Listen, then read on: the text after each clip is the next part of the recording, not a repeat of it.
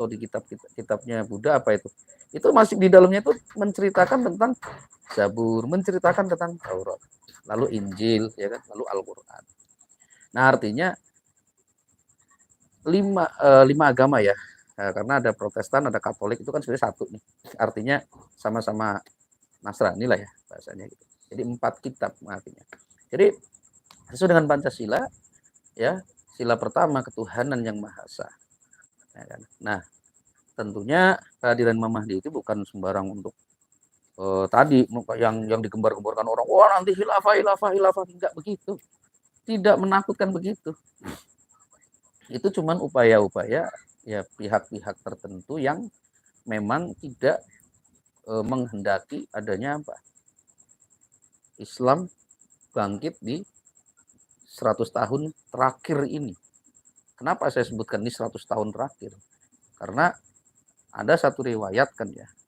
Ya ini kalau bicara hadisnya, ya kalaupun hadis, yang penting jangan hadis palsu lah. Kalau dhaif atau lemah masih bisa kita pakai gitu, jadi rujukan. Yang mana setiap 100 tahun itu akan turun mujadid, dan ini 100 tahun terakhirnya. Kembali lagi kenapa 100 tahunnya adalah karena ya menurut hadis tadi bahwa usia Islam itu tidak lebih dari 1.500 tahun. Hitung-hitungannya makanya menurut Ibnu Arabi ya atau siapa ya, berbagai pendapat lah.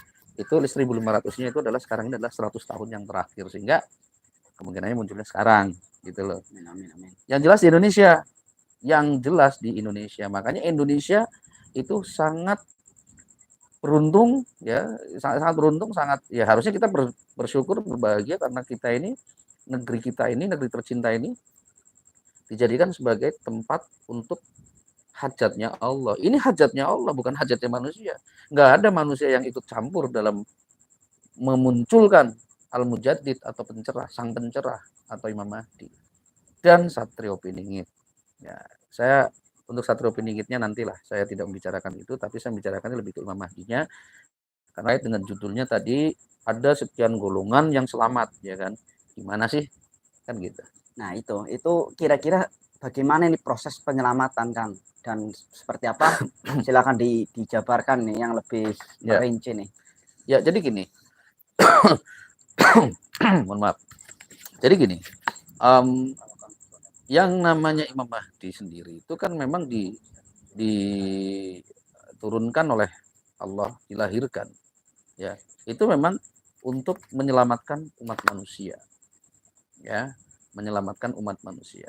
Nah, sebelum saya menjelaskan beberapa petunjuk yang insya Allah saya dapatkan dalam beberapa waktu ini, ya saya akan menjelaskan tentang siapa sih Imam Mahdi.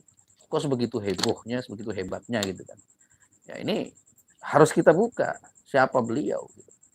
Jadi Imam Mahdi itu sosok manusia yang memang secara ruh itu sudah ditetapkan oleh Allah. Ya ruhnya itu siapa? Gitu. Nah, kita bicara Nabi Muhammad dulu. Ada Nur Ahmad, ya, ada Nur Muhammad. Kita ini manusia biasa. Para nabi selain Nabi Muhammad ya, itu semuanya adalah pencaran dari Nur Ahmad atau kita sebut sebagai Nur Muhammad. Nah, lalu Imam Mahdi ini siapa? Gitu. Imam Mahdi itu siapa? Nah, bahwasanya kemarin saya sampaikan dari kata Muhammad, kenapa mimnya 2? Ya kan? Kenapa mimnya 2?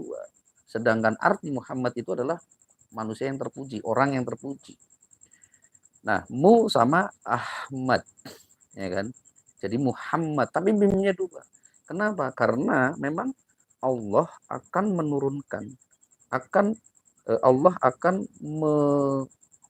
menangguhkan kiamat 1 hari lagi, ya, untuk dilahirkan satu sosok pencerah yang akan menyelamatkan umat manusia, umat akhir zaman. Nah, makanya mim yang satunya lagi itu ada di akhir zaman. Kenapa namanya Muhammad? Nah, lalu M-nya ini buat siapa? Buat Mahdi tadi. Nah, harusnya kan Mahdi mim alif ha mim dal ahad gitu kan.